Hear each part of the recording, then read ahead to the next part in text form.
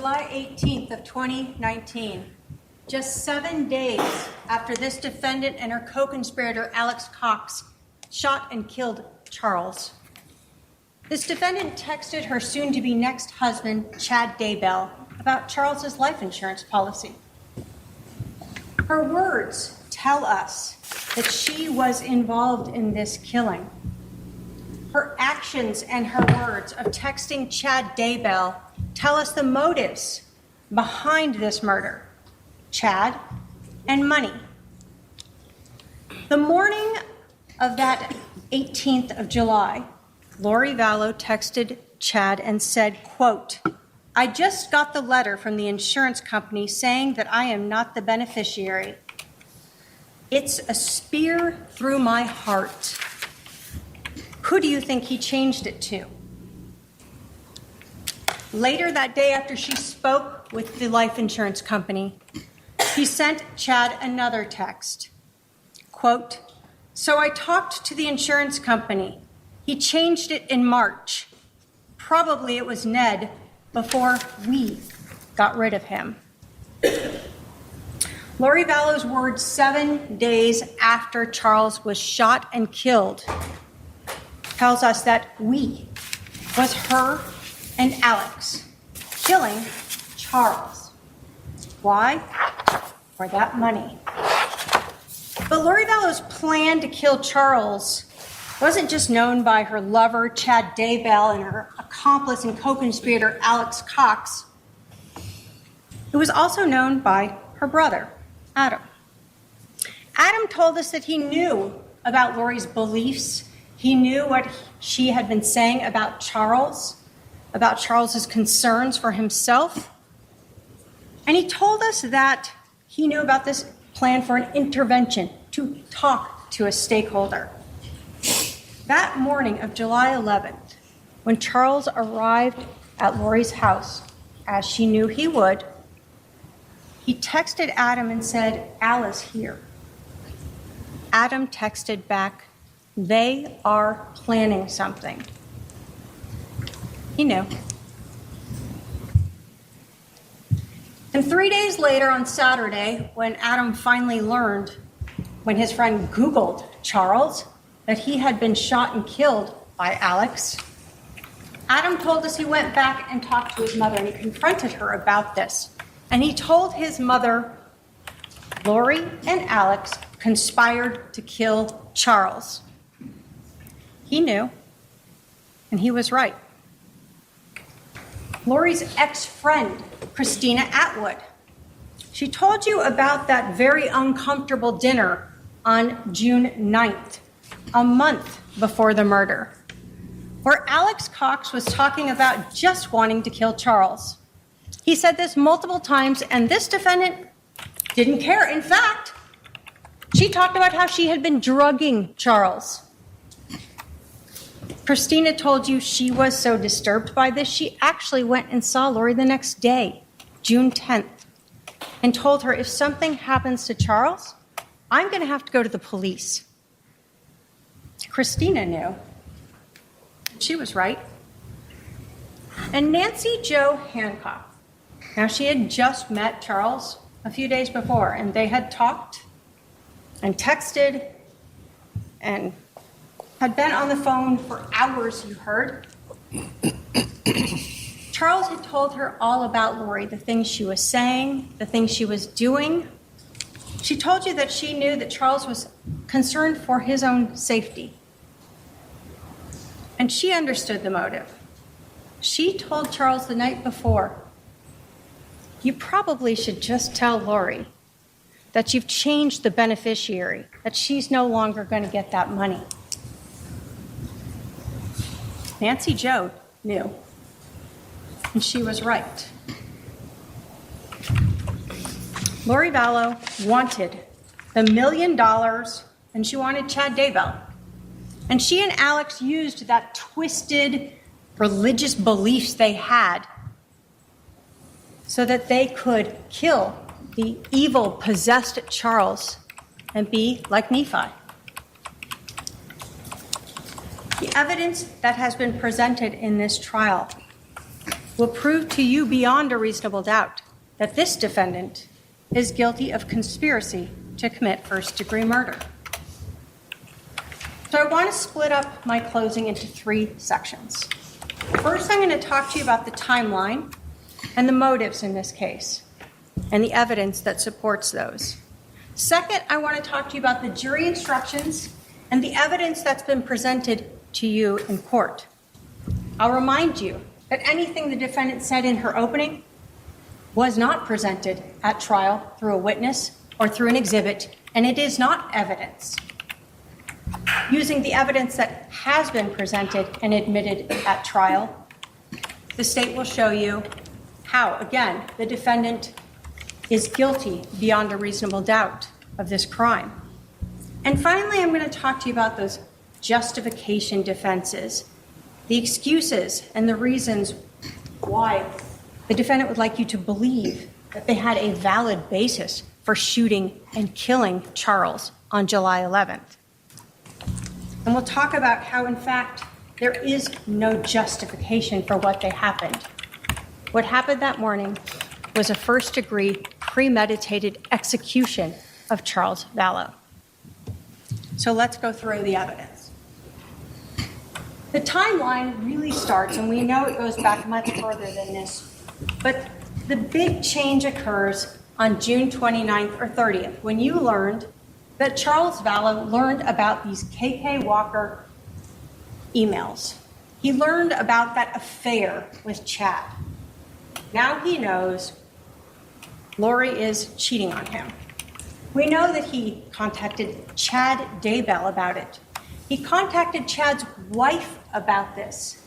He told Adam about it, and he told the defendant about it. So everyone knew that Charles now knew this.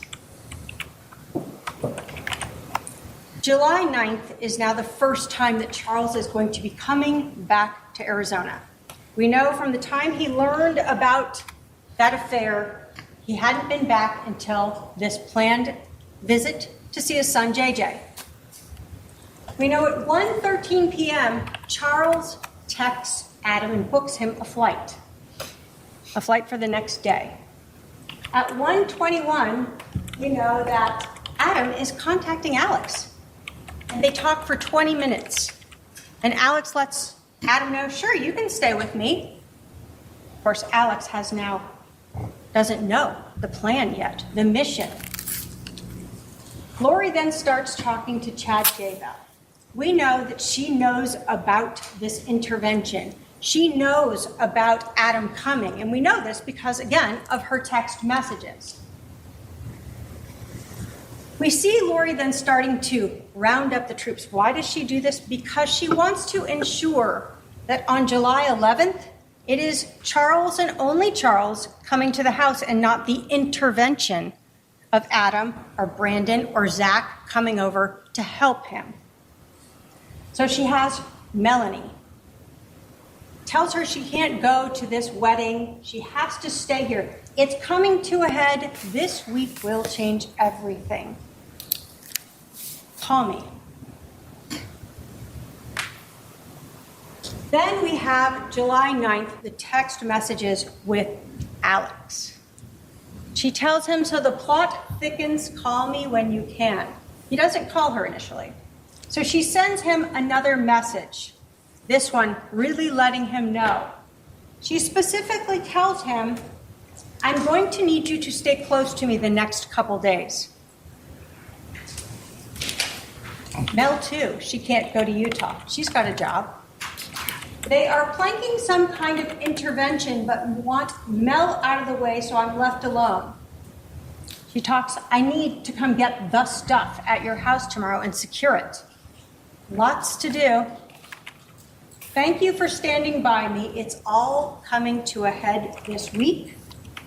I will be like Nephi, I am told, and so will you. And then what happens? This gets Alex to call, and they talk for almost an hour. An hour planning how they're going to stop the intervention, how they're going to be like Nephi.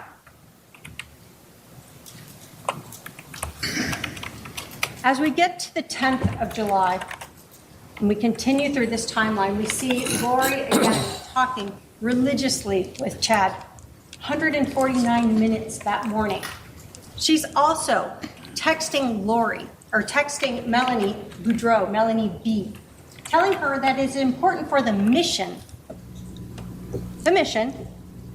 for Melanie to help her by keeping Brandon distracted.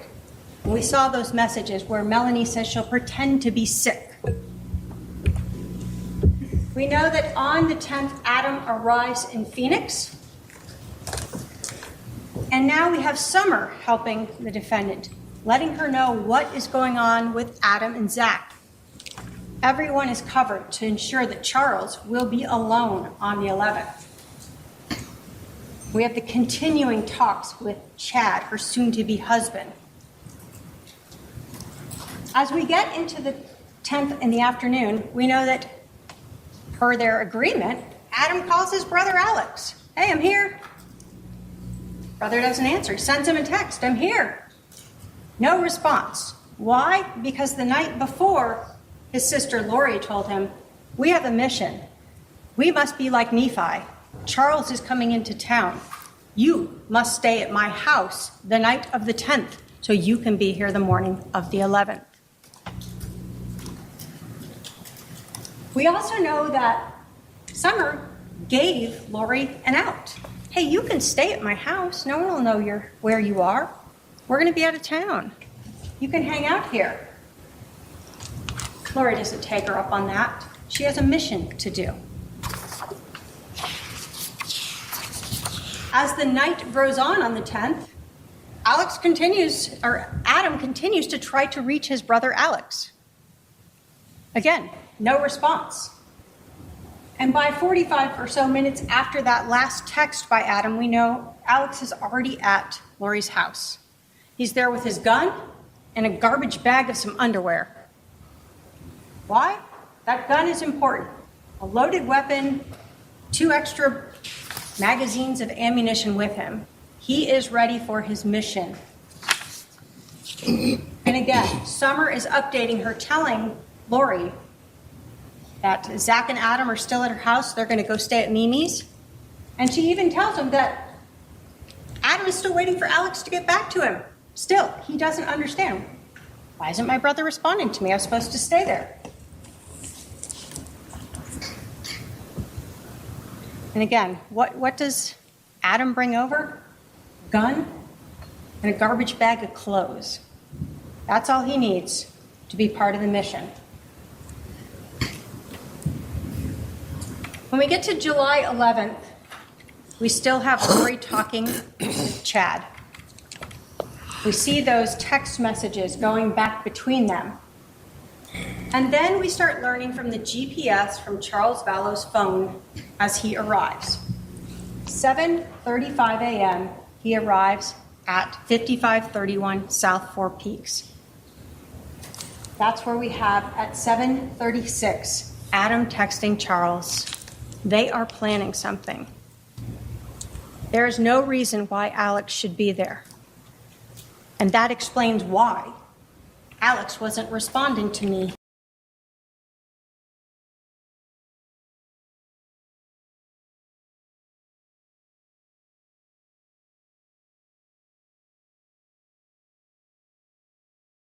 At 7:37 and 12 seconds, Charles sends out his last outgoing message. And at 7:37 and 29 seconds, there's an incoming message from Adam. It's not read until 12:13 p.m. What becomes important here is, in this timeline, how long is Charles at the residence here?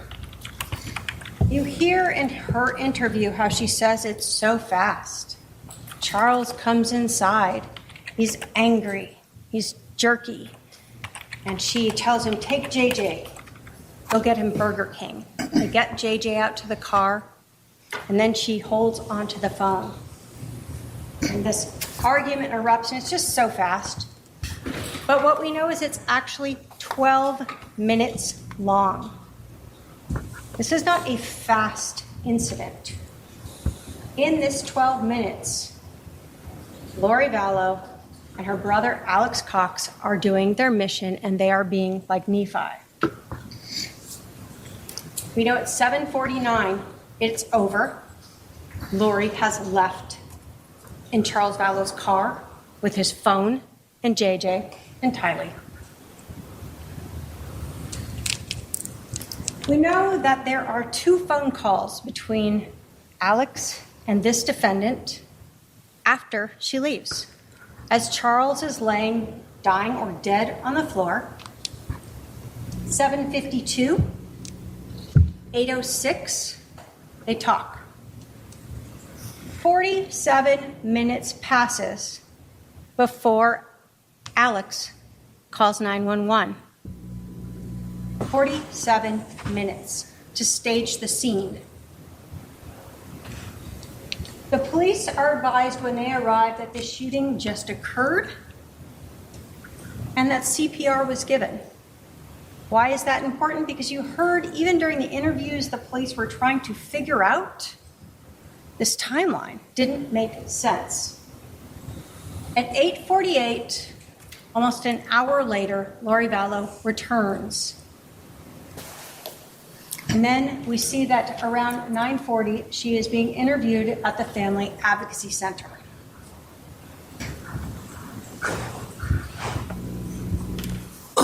We know that Lori Vallow has Charles's phone that entire afternoon.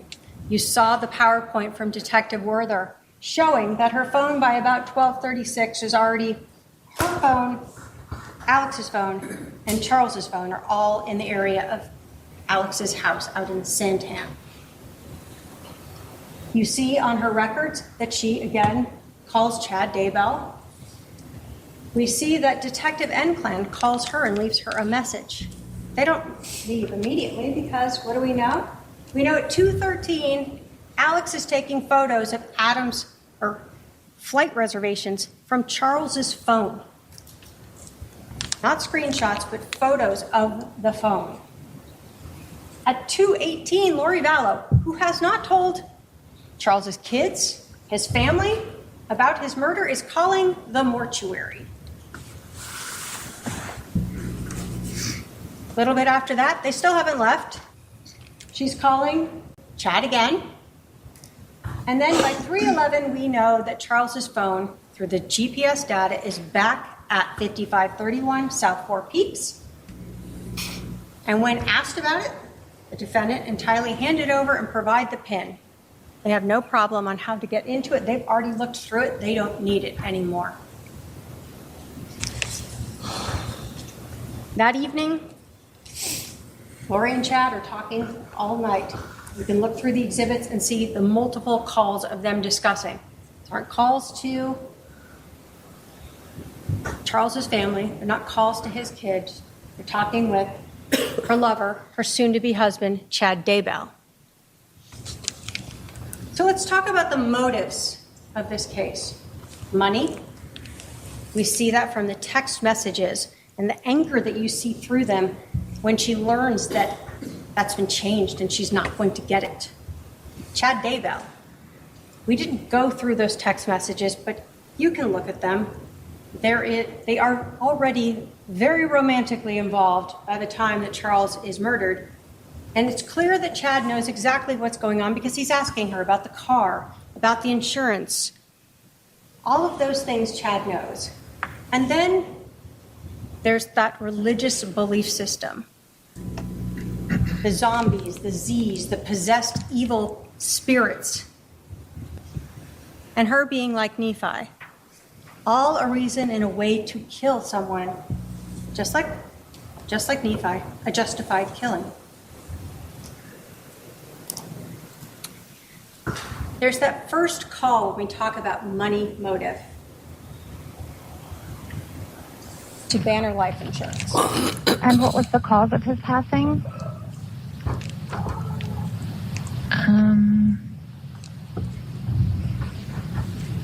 Well, he was shot. Okay, so I don't know how I want to put that. Okay, all right. And I hate to ask, but is it? Yeah, you can just say yes or no. Was it a homicide? No, it was an accident. An accident. So what we hear here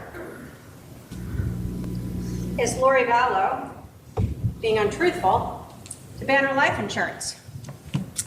We'll talk about credibility later, but it becomes very relevant that even in the smallest of things, this defendant exaggerates, minimizes, and is completely untruthful to various people. We all know that she was not the beneficiary. She didn't. But we also know that Charles Vallow was not accidentally shot. She told the police she was there. She knows that her brother intentionally shot him. Of course, they want to claim it's self-defense. There's no accident about that when you shoot someone twice. Motives for money. What we see again here is Lori Vallow talking to Chad about the motive. Telling Chad about the fact that it was changed.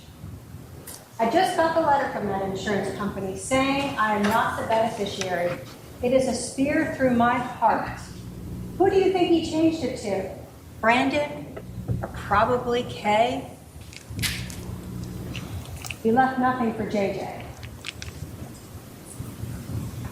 What do we know? Again, we see that Chad knows about all of these things. And what does he talk about in that morning as you have those entire messages in Exhibit 230? It will be interesting if he got changed after he had 2 bullets to the chest.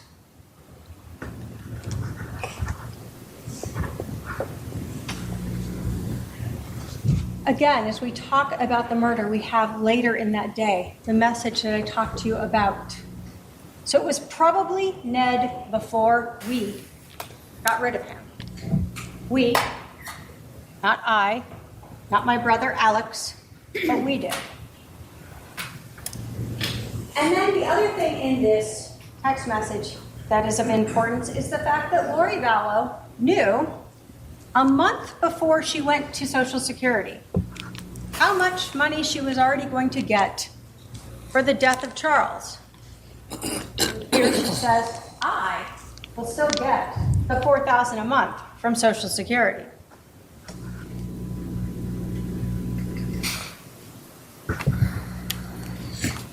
When we talk about that motive and the anger by this defendant over not being the beneficiary, we know that even on July 28th, so 10 days later, she goes into Charles's computer to find the change of beneficiary form. She texts that to Chad to show him, and she sends it to Kay and confronts her about it. Money. That's what she wanted. And Chad. So let's talk about Chad. The affair with Chad Daybell. We know that she knew him as far back as November of 2018 when he came to Arizona and stayed at Lori's house. You were told by Detective Duncan that there were recordings on her Lori for Style iCloud account of Chad Daybell here in Arizona for that Preparing the People conference. You also heard that in the Lolly time, the later account that was created later, that in March of 2019, there were screenshots of flights to Idaho and back to Arizona with both Lori Vallow and Chad Daybell. This is during that time when she disappeared and Charles was taking care of JJ, and she's off flying to Hawaii and Idaho, living the good life with her soon-to-be husband. And then, of course, we know that come November 5th, she actually marries Chad Daybell. That KK Walker email address. This was that June 29th. Big change. What do we know? That on April 21st, she created that account. She used her own phone number in creating it. And then she sent messages to Chad Daybell, brother Daybell. You have that exhibit. She pretends to be Karen Walker and invites him to Houston, because that's where she is at that time. She offers to use Charles's money to fly him out there, and that he can stay at the house with her and her husband. In June of 2019, we see that Lori again uses that same account, but this time she pretends to be Charles and invites Chad out to Arizona to help him with a book. And again, in Exhibit 289, you have those letters. Charles finds those. And he lets everyone know he did. And he confronts Tammy, lets her know.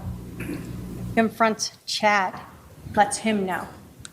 And he certainly lets the defendant know that he knows. And now the jig is up.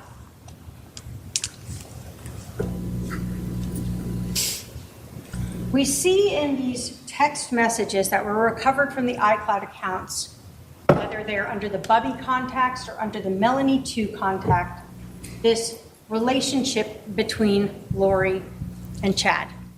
If you want to read the story, it kind of mimics them meeting in November, hooking up in hotels, and discussing their love for each other. When we are talking about a motive and a person who wants money and who has not worked for 13 years, who has had her husband pay for her homes, her phones, her cars, allowing her to go to the temple and work out and go to lunch in restaurants, this is a big change in life if she loses all of this. But if she gets $1 million, it's not so big of a difference, along with that Social Security she'll be getting. And then obviously we know that once Charles was out of the way, Lori and Chad were able to get married. So what about those religious beliefs? Everyone that Lori knew, who she expressed them to, told you that they were not in line with the Church of Latter-day Saints. Everyone told you that she said things like she didn't need to repent, she didn't need forgiveness, she could do whatever she wanted now, that she was in a celestial state, translated, that she is spiritually and physically changing, that she's above the priesthood, that she knew who was dark and evil. You saw those text messages both about Charles and heard from people, as well as about Brandon and Zach and Adam. People who were helping Charles were also dark or Z's. And ultimately, what did we learn? That she associated herself with Nephi, a prophet, a holy man, who was justified and asked by God to kill Laban because he was an evil, wicked king who had the tablets that God wanted him to go get. Lori was just like that. She was justified in her killing. We heard from her brother Adam that their relationship had ended when she told him some things about her beliefs that he disagreed with. That she was turning into that celestial state, that she didn't need to eat, that she had more authority than the priesthood. Yes.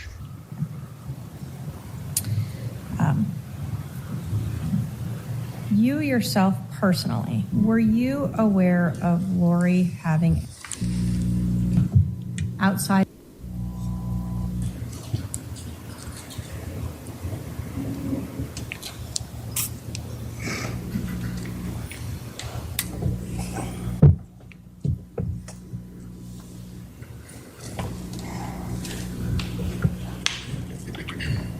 Lori having any beliefs that were outside of what is accepted by the LDS religion? Yes. Can you tell us what you were aware of that you knew to be outside the LDS religion? Lori told me that she was in the process of translating from a mortal human being to an immortal human being, a celestial state. that's something that the LDS religion supports? I haven't heard of it that it's happened here on Earth yet. Serena Sharp told us about, again, the not repenting and Lori changing physically and spiritually. Members of the LDS Church. Yes. During this time, did Lori ever tell you things about her beliefs that seemed to go against what you understood or what you were taught through the LDS Church? Yes. Did Lori ever tell you that she did not need to repent? Yes, she did.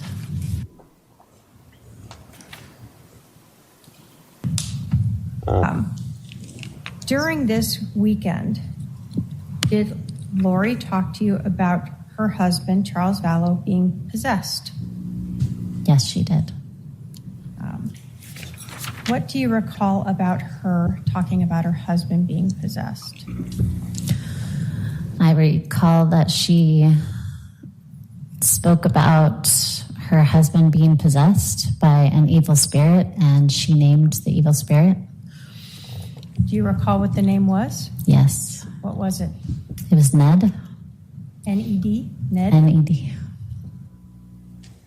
Now, Serena Sharp was someone who met Lori in November, texted or talked with her for a while, and then was invited to that girls' weekend.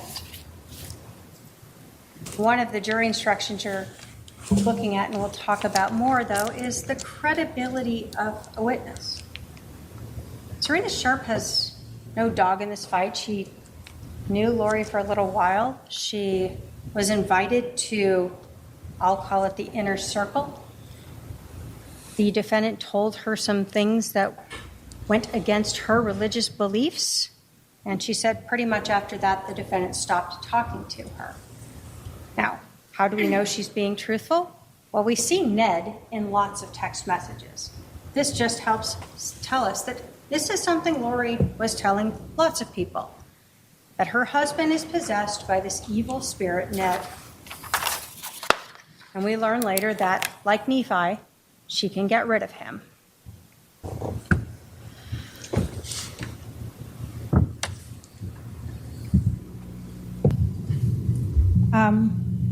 Do you recall Lori Vallow telling you that her husband Charles was no longer Charles, that he was now this possessed person? Yes.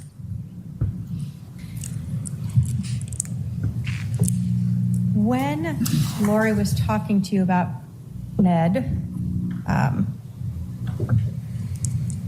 was she explaining that this evil spirit was now in the body of her husband?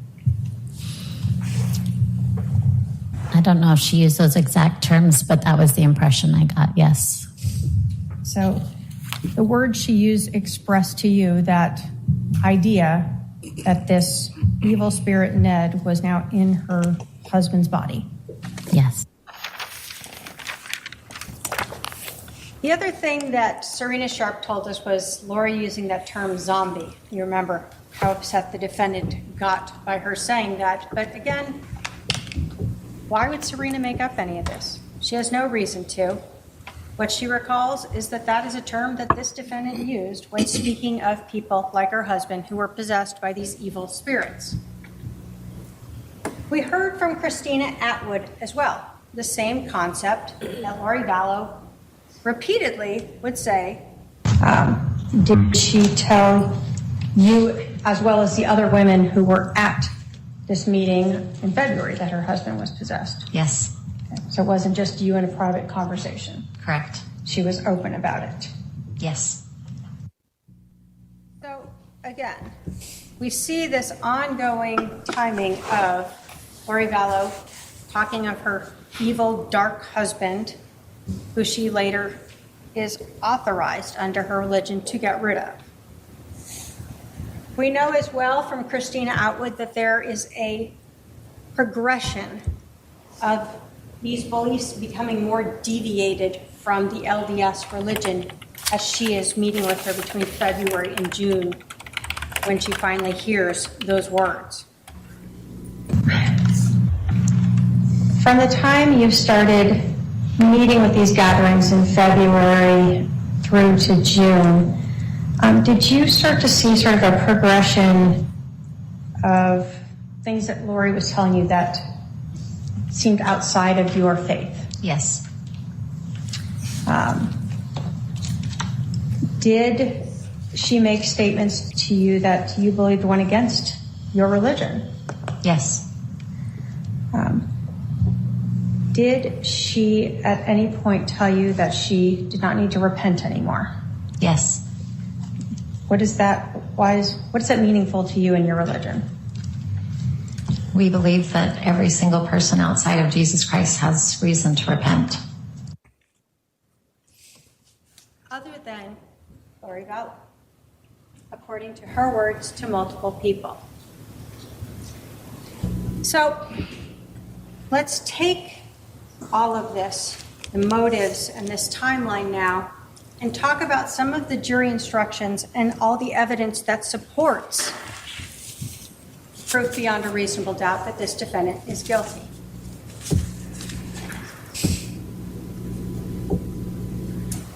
I want to start with talking to you about direct and circumstantial evidence. You have a jury instruction that tells you that evidence may be direct or circumstantial, that direct evidence is the testimony of what a witness saw, heard, or otherwise sensed, and circumstantial evidence is proof of a fact or facts from which you may find another fact. You're told the law makes no distinction between direct and circumstantial evidence. And this is relevant. The witnesses have often been questioned. Did you see, hear, or do that? What you are told is you can actually use circumstantial evidence to convict anyone. But let me give you an example of this. Imagine you are sitting on a beach. Just you, it's quiet. Off to your right, there's some rocks and you can't see around that. While you're sitting there, a person walks by, you watch them walk by and they go around the rocks and you can't see them anymore. And then someone runs up 5 minutes later and they say, hey, did you see someone come by here? You say, well, yeah, I saw them walk that way. That is direct evidence. You saw it. Now imagine you're on that same beach and it's completely empty. You close your eyes for 5 minutes. Just relax. Before you closed your eyes, the beach was completely pristine. And when you open them up, now you see footprints. You can see the toes facing off to your right, the heels, and you see them go all the way around the rocks there.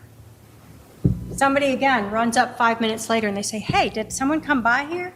And you go, well, I didn't see them, but they must have gone by in the last 5 minutes because you can see their footprints. They went that way. That is circumstantial evidence. You can infer from that someone went by and where they went.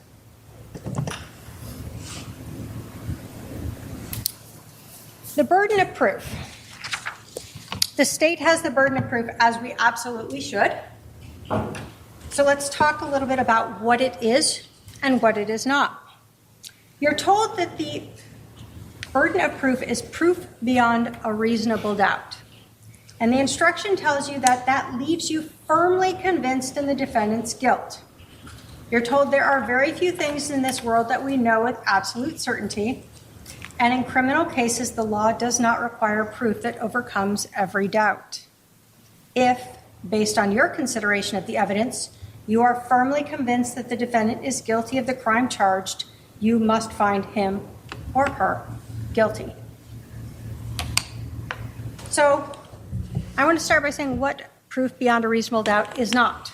It is not proof beyond all doubt. It is not proof beyond all conceivable doubt. It's not proof beyond all possible doubt, and it's not no doubt. You're told that there are very few things in life we know with absolute certainty. So just because someone says, what if? That is not a reasonable doubt. What you're told is it's proof beyond a reasonable doubt.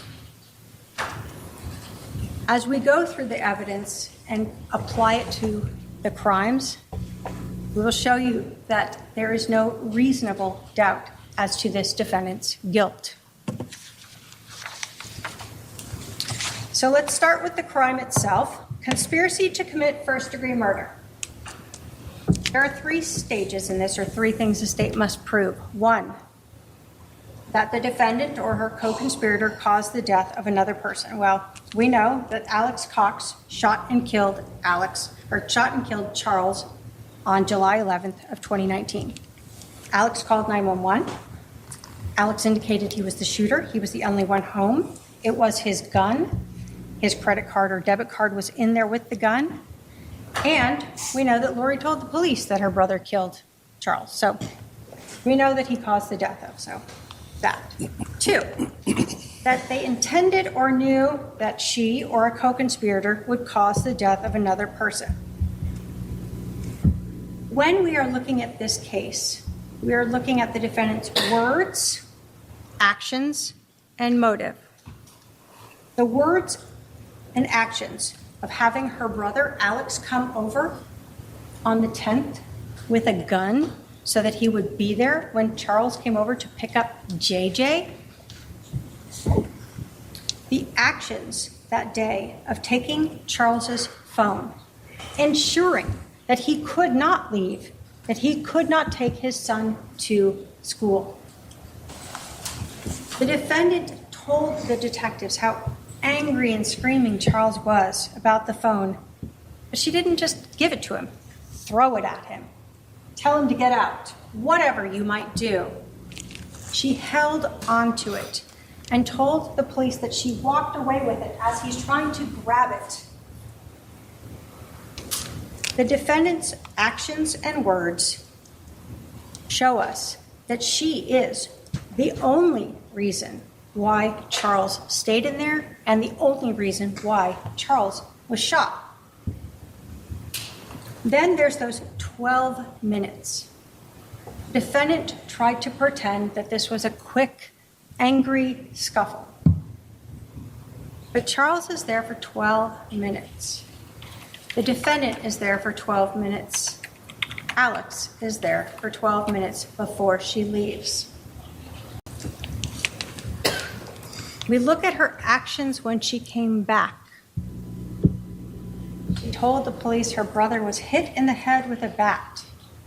She never asks how he is. She's not concerned about his injury. She's not concerned about her husband being dead on the floor of her house, her child now without a father. The lack of words that she said there and her demeanor show again that she was well aware of what was going on and part of this incident. We look at her words to Chad, that Charles changed his life insurance policy before we got rid of him. They show her intent to kill Charles. And again, we look at the motive, money and Chad. When did this happen? The first time Charles came back into town after he found out about the affair. Finally, the state has to prove that the defendant or the co-conspirator acted with premeditation. So I'm going to talk to you about premeditation. You have a jury instruction for it, and it tells you that the defendant or the co-conspirator intended to kill another human being or knew she or the co-conspirator would kill another human being, and that after forming that intent or knowledge reflected on the decision before killing. It is this reflection, regardless of the length of time in which it occurs, that distinguishes first-degree murder from second-degree murder. You're also told an act is not done with premeditation if it is the instant effect of a sudden quarrel or heat of passion. It's where you remember those 12 minutes and the calmness of her walking around with that phone and her demeanor.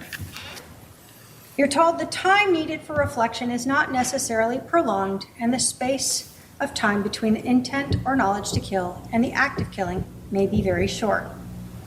So I'm going to give you an example. It's a lot of legalese, and then we'll talk about what we really have here. So imagine again, you are driving your car. You do every day, and you're coming up to an intersection and you see the light turn yellow. And in that second you think, do I want to run it? Or do I want to slam on my brakes and hit it? stop before I go into the intersection. You think about that, and then you decide, I'm going to slam on my brakes, and I'm going to stop. That is the time it takes to reflect. That is the time it takes for premeditation. But we have a lot more than this because we have planning, not just premeditation that morning. So when we talk about the premeditation that we see, it starts at least back in June, when we have Christina telling us about Alex Cox saying that he wanted to kill Charles, Lori having no reaction to that, and instead talking about drugging Charles. Did you hear Alex making some comments? Yes. And you told us that they made you uncomfortable. What were these comments? He stated he wished that he could just kill Charles. Okay. Was Lori around when he was saying this? Yes, one of the times. Okay. So he said it more than once. Yes. Can you describe for us sort of his demeanor when he's saying this about wanting to just kill Charles? It was jocular, just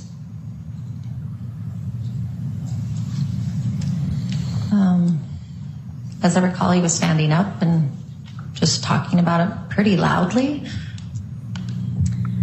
And you said one of the times that he said this, it was around Lori.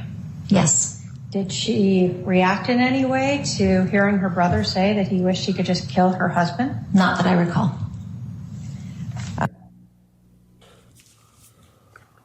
By July 9th, or when we start having this planning that we're talking about, we know that Lori Vallow is living in a house paid for by Charles Vallow.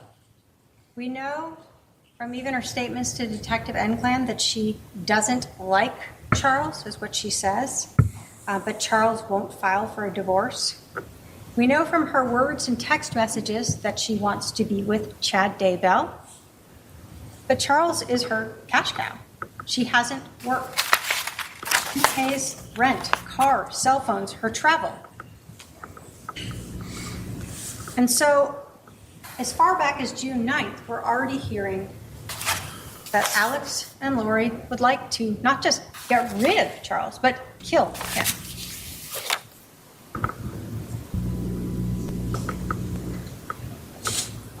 But if you think that June 9th wasn't the beginning of this planning, this idea, this concept that Lori and her brother have of getting rid of Charles, this evil, dark, possessed person, that we know on the 9th that there is definitely a plan by this defendant. And we see that through those text messages with Melanie, with Summer, with Alex, where she speaks of the mission, where she talks about telling Melanie, you can't leave. You got to pretend to be sick and stay here and keep track of Brandon so he doesn't come help Charles. He can't be in the picture. We need to stay here to defend ourselves from an intervention.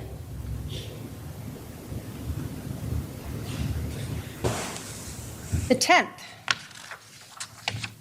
Again, we have Melanie, who is talking to her and saying that she wants to just go to this wedding. And what does Lori tell her? No. You have to stay here for the mission. The mission of stopping an intervention? No. As we continue through the 9th, we see Lori getting everyone lined up to help her. Alex, where he again is told that he will be like Nephi, just like her. Now Lori tells him it's an intervention. Everyone knows, Adam told you what's an intervention? It's talking to someone. It's common language. But that's not what the defendant wants to happen. She doesn't want Charles to divorce her and lose his money. She doesn't want this intervention to happen where she loses her temple recommend.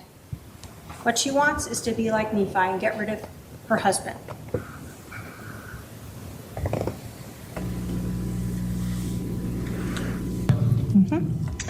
Well, Nephi was a prophet in the Book of Mormon. It's the first chapter. He was a prophet, very humble and faithful servant of the Lord. Ironically enough, his brothers tried to kill him at one point. But he actually ended up going to Jerusalem to get these plates back, and he was run off, came back, and then went back again because the Lord asked him to. And when he did, the King Laban, who was actually a wicked king, was laying on the ground drunk in front of him, and Nephi was told to kill Laban. Who was he told by? The spirit, or God. So God was using a Holy Spirit to tell him to kill Laban, and Yes. did he? Yes, he did. Was that something he anguished over? Yes. But ultimately, it was a justified killing. Yes. You heard from Detective Duncan that everyone he spoke with gave this same story. And again, the defendant questioned others about this story. But what we've heard is, from Detective Duncan and from Adam, that Nephi is this justified killing. When we think about her religious beliefs and what she's been telling people about not needing to repent, about telling people who is dark and evil, a zombie or a Z, that she is above the priesthood, it makes sense that she feels justified in determining who should live or die, just as she told her brother on the 9th. And we know that, in fact, we're talking about a justified killing because Alex brought a gun over. He didn't bring the Book of Mormon to talk to Charles about something. He didn't bring a friend to try to record Charles saying something. He brought a gun with him. And then he waited there for his sister's husband to come into the house so he could kill him. What we see is a very planned out, premeditated murder. But let's talk about some additional premeditation. Again, as we're looking at Summer, we see on the 10th that Lori is having her sister update her on where Adam and Zach are staying, so she knows they're not with Charles. They're not coming over. They're not going to be interfering with their justified killing.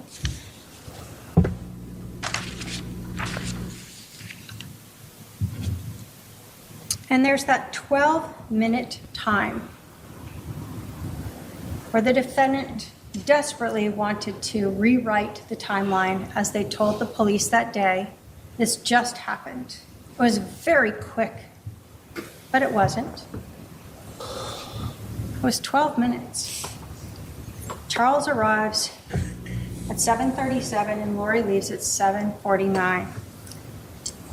During this time is when that plan, that premeditated murder occurred. So let's talk about that as well. The evidence at the scene, the physical evidence, supports this premeditated murder. Alex fired 2 shots. One of them went through Charles' center mast, exited out his back, and went into the floorboard. The second one, Charles was on the floor, on his back, bleeding out, still able to move, and we know that because he had blood on his left hand.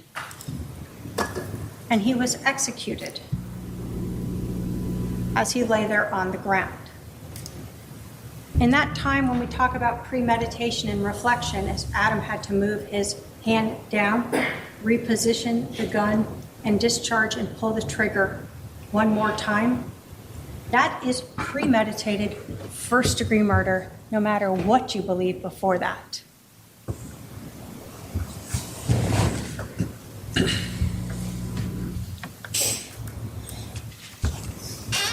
Again, when we talk about that physical evidence, we saw the fact that the location of that bullet defect in the ground matched right under Charles's left shoulder.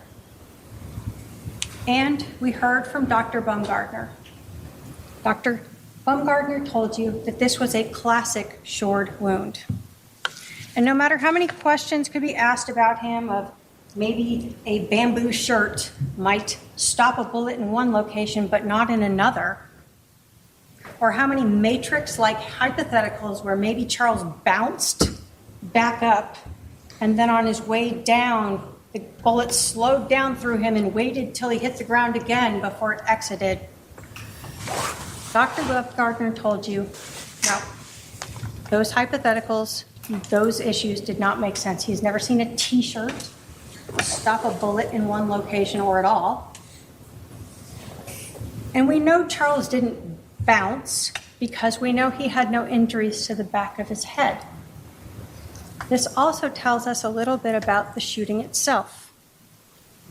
When Charles was shot that first time through center mast, he did not fall straight back and land onto the ground, laying there on his back. If he had, he would have had bruising, abrasions on the back of his head when he hit the ground. He didn't have anything on the back of his head. Where did he have abrasions? On his knees. When he fell to the ground after being shot, do we know how long it took him to roll over, to fall onto his back, before he was then shot a second time because he's still alive? You heard it could take up to 2 minutes for Charles to have died, and that he could have spoke and moved during that time period. What we do know is that he eventually ended up on his back. And while he was on his back is when he was shot the second time by Alex. This defendant and her brother in that house waiting and making sure that Charles was dead, murdered, executed. Words, actions, motive, and physical evidence all tell you what happened that morning. So let's talk about conspiracy. And I know there are a lot of layers here, and I'm just building them up for you. You're told in your jury instructions that conspiracy requires proof. 1, the defendant agreed with one or more persons that one of them or another would engage in certain conduct. So again, we look to Lori Vallow's words. What she had been talking about for months, Charles being possessed, being dark, wanting to kill him, the discussion on June 9th, poisoning him or drugging him previously. And then when we got to July 9th, it is all coming to a head. We will be like Nephi. Her actions, having Charles come to the house, instead of him staying there, she had him stay away. Why? Because if Charles stayed at the house, couldn't have Alex come over with a gun and be ready to shoot him, right? You got to have him come in. Her actions of inviting her brother over with a gun the night before so he would be there. She knew when he would show up. He texted her, "I'll be there at 7:30. Pick up JJ." But most importantly, why did Charles stay in the house? Lori told the detective that Charles initially was like, oh, I'll just stay here for 20 minutes and then I'll take JJ to school. Well, she wasn't going to kill him in front of JJ. No, take JJ to Burger King. Get him out of the house. Go put him in the car. And he does that. But then she takes his phone.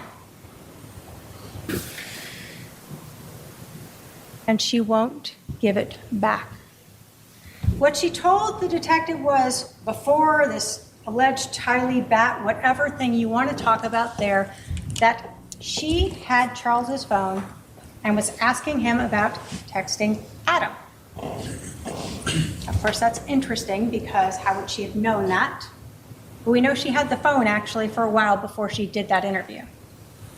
She tells the detective numerous times that Charles is telling her to give him back his phone, and she will not.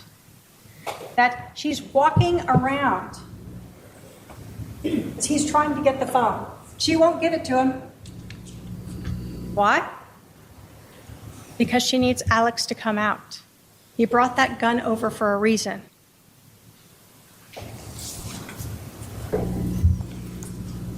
So she agreed with one or more persons, her brother, Alex, that she intended to promote or assist the commission of such conduct. Well, of course, we know both the promote. She is the one who on the 9th said, we will be like Nephi. It's time to stop this whole thing. Charles trying to take my temple recommend. All this stuff that's going on. Time to kill him. And of course, she assists by ensuring that Charles stays in the house when she takes that phone. And of course, they knew that it would constitute first-degree murder. It's what Nephi did. Only unlike Nephi, where it was justified, here, ladies and gentlemen, this murder was not justified.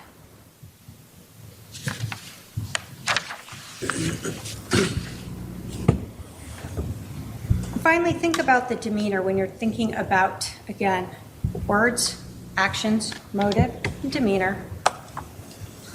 When Lori comes back to the house, she is very, what did we hear that word? Many times, nonchalant, calm.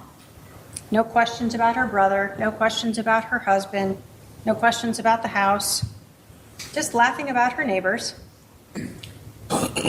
She is in absolute agreement with what has happened. She knows what's happened and she's calm and good with it because she doesn't need to repent. She is able to determine who should live and die, and she has done that.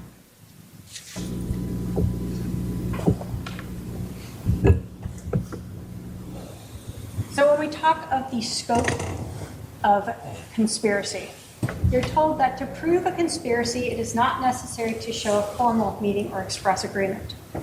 But we see that from the 9th, in that conversation that she and Alex had, where she tells him, you are going to have to stay near me for the next couple days, and we will be like Nephi. You're also told that a conspiracy may be inferred from circumstances showing a common criminal objective. So, just because you don't have someone who says, I heard them say, we shall conspire, you can infer that from the conduct. The conduct of what happened on the 9th, the conduct of what happened on the 10th, and the conduct of what happened on the 11th. All infer to you a conspiracy of Alex coming over with his gun to shoot and kill Charles.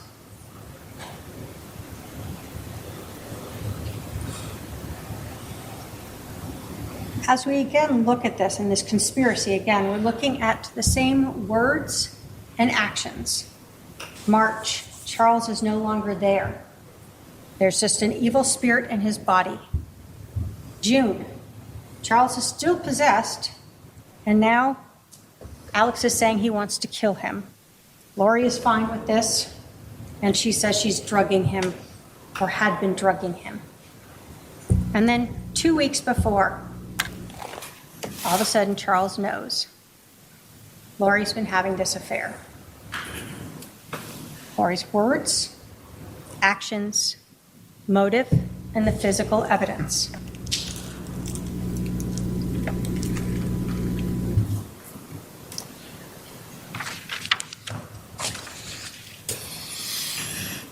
Conspiracy again. We see that Lori and Alex know exactly when Charles is showing up. Alex doesn't go to the door, according to Lori, and confront Charles or tell him, we'll send JJ out and you can leave with him. The world is so difficult.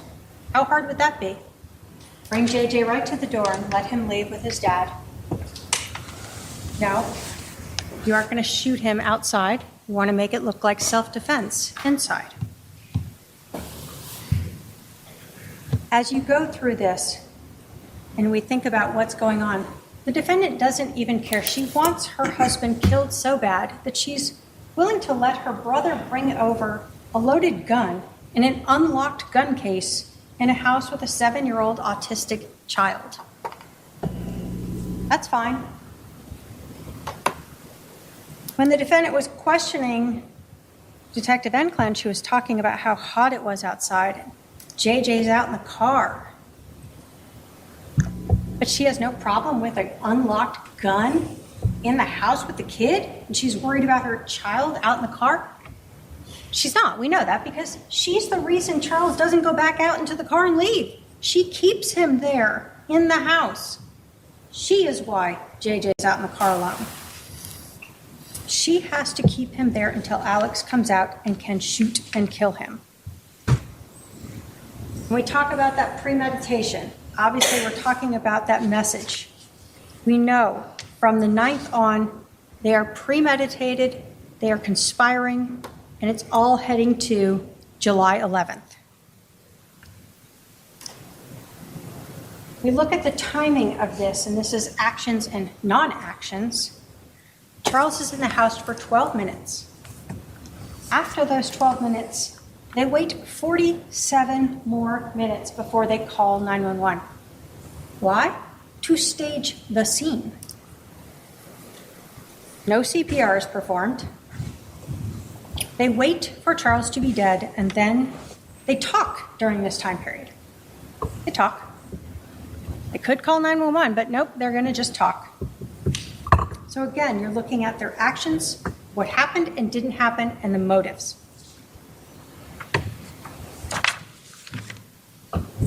There's the gun that was used to kill Charles. We're going to go through a couple of these exhibits, some of what Lori said, and it's exhibits 192 and 197, where she again says that Charles came over and said he was just going to hang out at the house for like 20 minutes, take JJ to school. She, of course, tells him to go. And when JJ is out in the car, she has Charles's phone, and she won't give it back. And no matter how much she says that Charles is screaming at her to give the phone back, she won't. And all of this conversation about Charles demanding the phone back is prior to her statement to Detective Enclan that Tylee comes out with this bat. This is all her doing. This is her as an accomplice assisting and promoting this murder. Lori is setting up Charles so Alex can shoot him.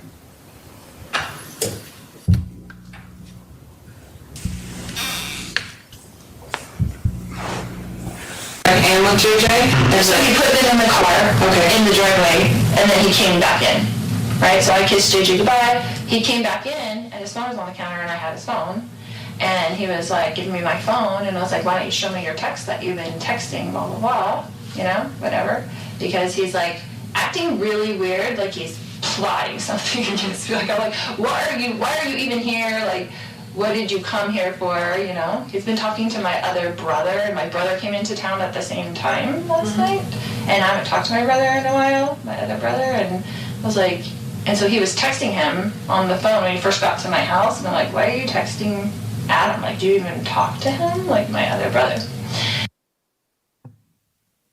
So when you listen to these clips and the interview of Lori Vallow, you have to put into context, this is 9:52 in the morning when this part of this interview is occurring. And she's telling the detective that she confronts Charles about texting her brother Adam. Now, she's had the 47 minutes she's been driving around, and then that time at the house when she's waiting outside, to learn all of those texts and what's been going on between her brother and Adam and Charles. And so she is now mixing this in to her interview. And so when you're listening to her interview, we know she's trying to work out this, what happened? How did this go? You can watch her demeanor as well. And as you're going through this, see how she's just telling a story here, like what happened, almost chuckling about it. Okay. So this morning he comes back in and... He comes back in, I wouldn't give him his phone, he was screaming at me to give him his phone. He was very worried about whatever was on his text that he did not want me to see. And so I was just holding it there and he was screaming at me. And I was kind of walking around the house with it so he couldn't get it. He's like reaching for it and stuff like that. So again, JJ's in the car, Tylee's not out, Alex isn't out, and she is making sure that he doesn't leave.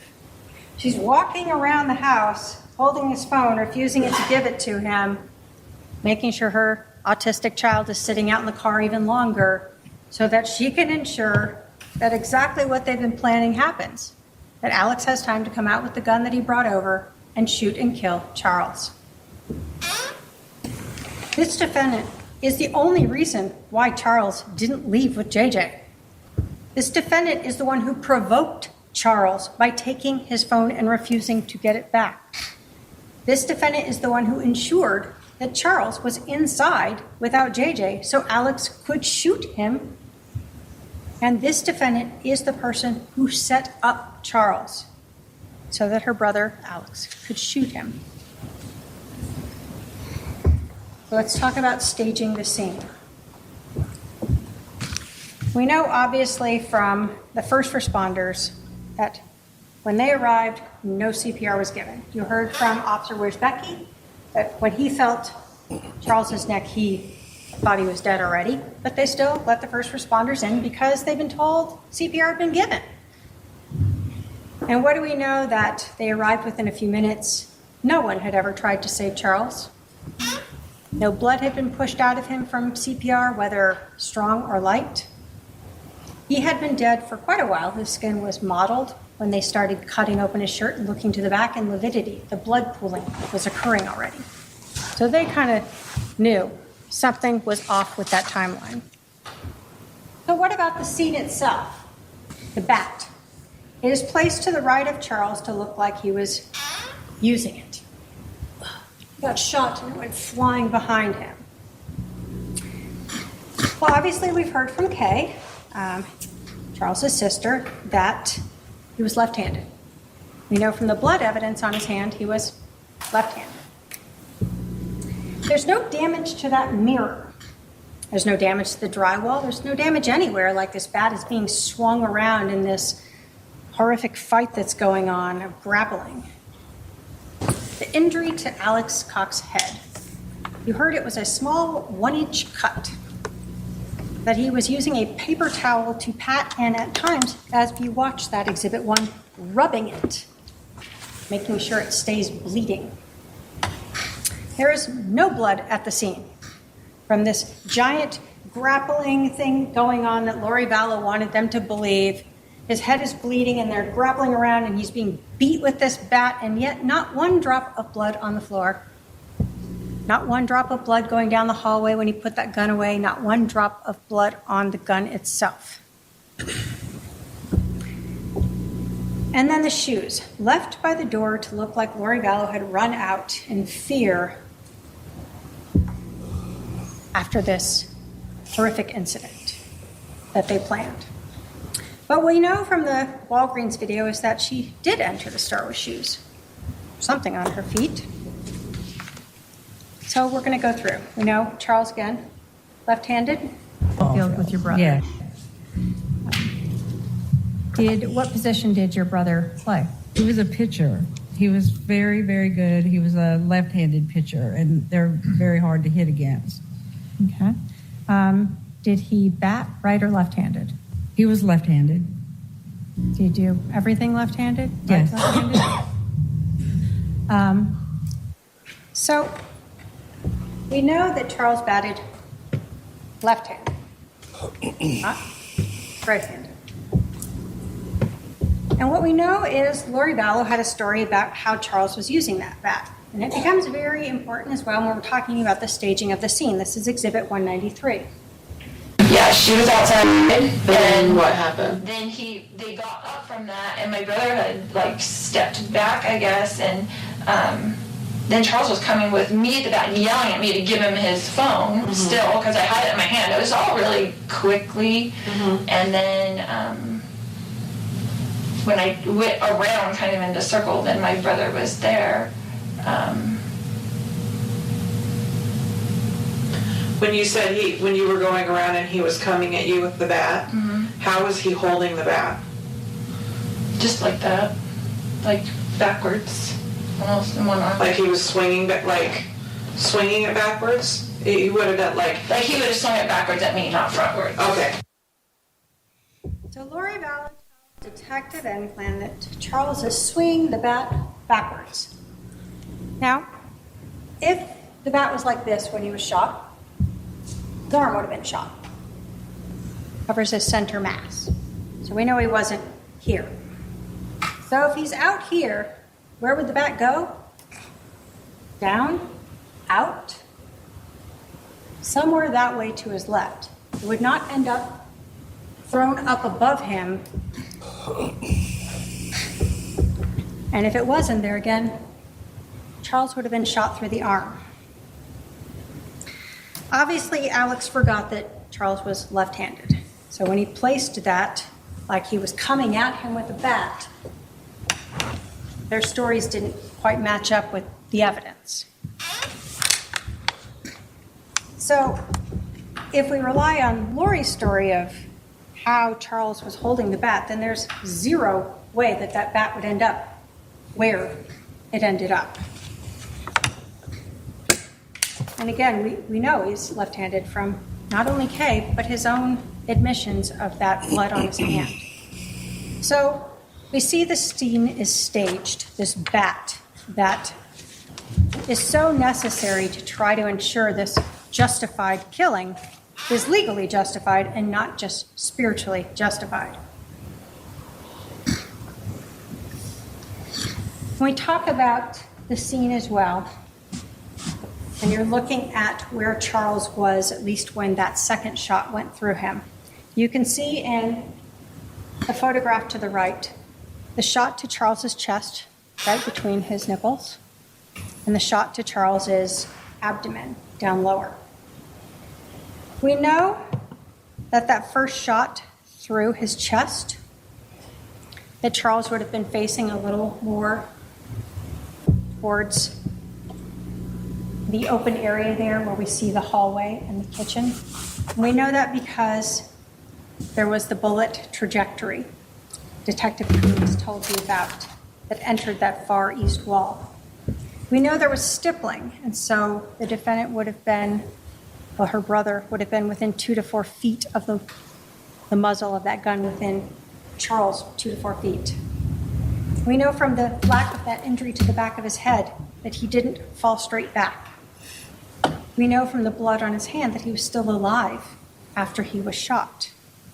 And we know the lack of stippling for that shot to his abdomen and that trajectory, and even the defendant's own statements that she saw her brother at Charles's feet, that he would have stood there at Charles's feet when he fired that second shot as he was laying on the floor. You have the bat, Exhibit 249. You can look at the edge of it. You see the photograph of the edge of it. There is no blood and no damage to this bat. Regardless of how many times the defendant was hoping that blood was invisible, we have all cut ourselves and seen that blood is red. And there was no blood on this bat. There is no blood on this bat. There is no damage to this bat. So you have a semi-professional baseball player who has a bat in his hand, and he sees someone with a gun and doesn't beat him with it, take his head off with it, knock him unconscious with it. Instead, all we see on this bat is 0 damage and 2 partial prints. No prints of a body or smushed skin on it. Someone that's sweating from a fight that's left a large arm print on it or anything else. Nope, just 2 partial little prints on it. When you think about what is there and what isn't there, does the evidence of this bat fit in at all? It doesn't.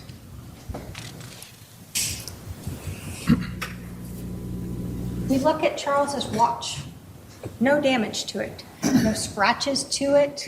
No dings to it as he's grappling on the floor like Lori wants you to believe. We know that at some point, Charles is standing and shot, and we know that final shot, he's on the ground. We know he fell to his knees at some point. And when you look at that physical evidence and the lack of damage or anything on that bat, again, what makes sense is that Charles fell to his knees after that first shot.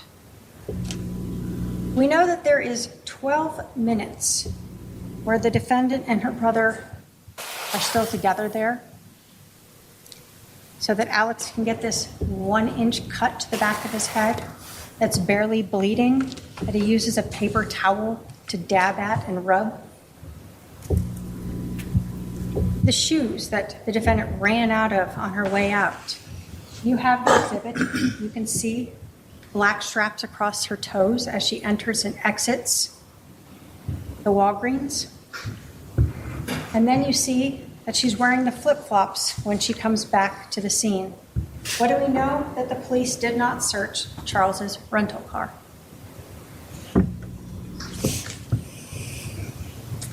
Credibility.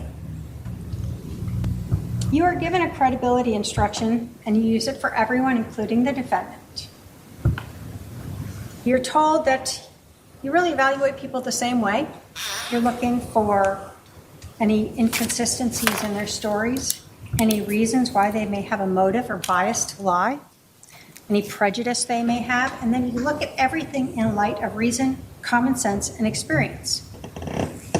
When you think of the testimony of the people who've come here and talked to you, Christina Atwood, Serena Sharp, Nancy Jo Hancock, Adam Cox, Dr. Bumgardner, the detectives, Robin Smith Scott, Mark Zari, what benefit do these people have in being untruthful to you? They have body cameras, they have prior documents, and they have memories of what this defendant said. But the credibility of Lori Vallow is something you do need to consider. And you start with her demeanor that day, where she wasn't worried about anything when she arrived. Her brother has allegedly been hit in the head with a bat by her husband, who plays semi-pro ball. She doesn't even worry about him. She knows he's not hurt. He's fine. And why does she know that? Because that was staged. When she's there and we see her on body cam arriving, she's just nonchalant and calm. And I know the defendant wanted to make sure that it was clear that everyone else was calm, but no one else had just allegedly seen their husband get shot and killed by their brother. When you were looking at the reasonableness of her testimony, you have to consider it in the light of reason, common sense, and experience. And the way that she was acting and reacting that day, as well as her own statements, do not fit the evidence, do not fit the physical evidence, and you will see her credibility throughout this whole case has been questionable. Her credibility with Social Security. What did we learn? That on July 11th, she tells Detective Enclan that she and Charles are separated. It's Exhibit 187. We are not living together. Charles rented her house. We're separated. But on August 12th, when she needs to make sure she gets some money, she tells Social Security, when they ask, are you living together at the time of death? Yes. You also learned that she was not truthful with Social Security when she got remarried. She did not tell them about that either. So we know she's been untruthful to Social Security twice. Why is that relevant? Because you're judging the credibility of Lori Vallow throughout all of this. Life insurance. We know that she said Charles was accidentally shot. We know that was not true. She wanted to make things seem like she had nothing to do with the murder. But we know that Alex Cox intentionally shot Charles. Whether or not she wants to claim it's self-defense or not, there was nothing accidental about shooting him twice. Then that second call to Banner Life Insurance, where she tells Robin Smith Scott a few different things to garner sympathy, and she asked her if she could do anything about the change in beneficiary. I really can't give too much information, but I can tell you that the beneficiary was changed in March of this year. Okay. Okay, I'm trying to figure out what he was doing since we have 5 kids and we've been married for 15 years. Oh, I'm sorry. So Lori tells this woman, we have 5 kids, which if you want to count them all and admit that 3 of them are adults, then okay. Really, they have 1 kid in common. Tylee, you learned, was actually getting Social Security survivor benefits from her dad's death starting in 2018. Lori's son, Colby, isn't living with them. Charles' son's never lived with them. Why does she say these things? She can't help it. She just wants to just make herself seem better than she is.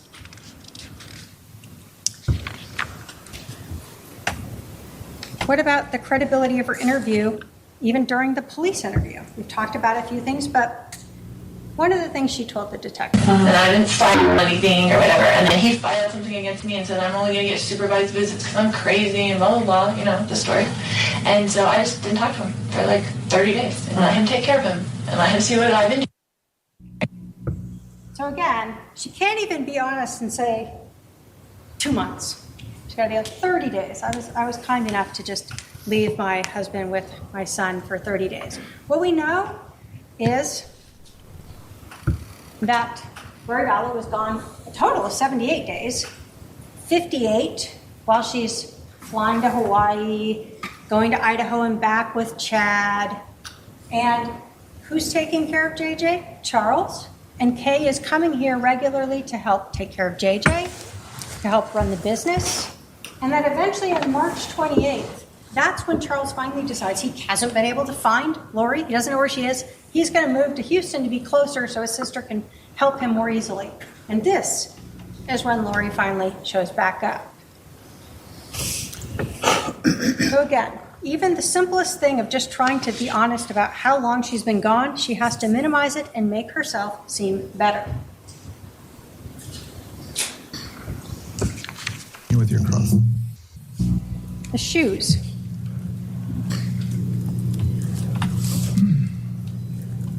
Oops. If this will play. When she was questioning Detective Enclan, she was asking her if it was hot in July and if she would need shoes to go take her son to school. But of course, what we know is that we saw her with those shoes on as she went into Walgreens.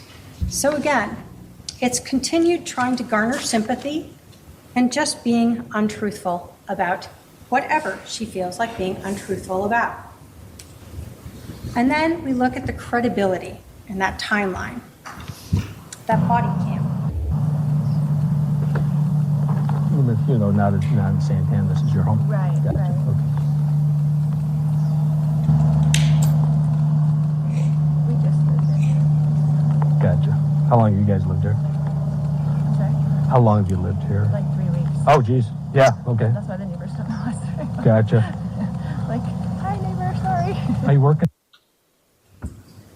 So here she is, 47 minutes after leaving the house, laughing and smiling with the detective about the fact that her husband is dead inside the house and her brother is sitting on the curb, allegedly with this very serious injury from a baseball bat.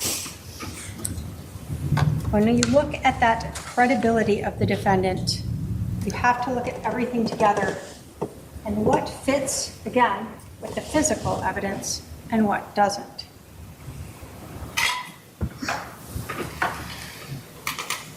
Finally,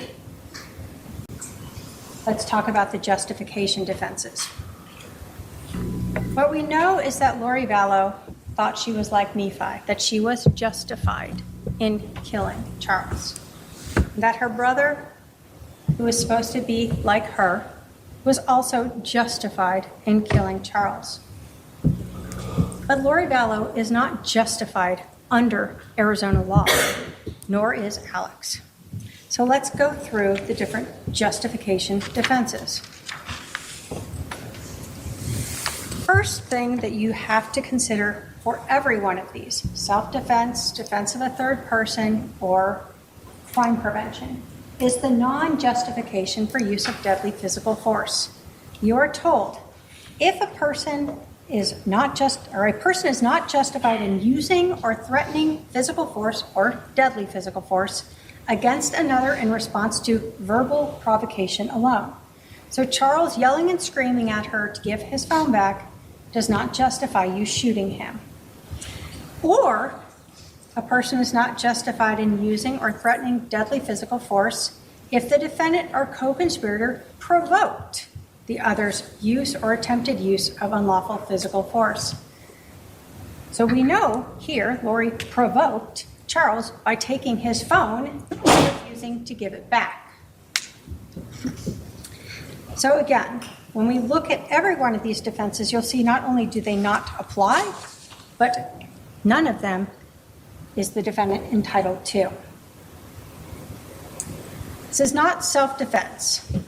In self-defense, you're told that a person, a reasonable person, can use deadly physical force if they believed that deadly physical force was immediately necessary to protect against another's use or apparent attempted or threatened use of unlawful deadly physical force, and the person used or threatened no more deadly physical force than would have appeared necessary to a reasonable person in this situation.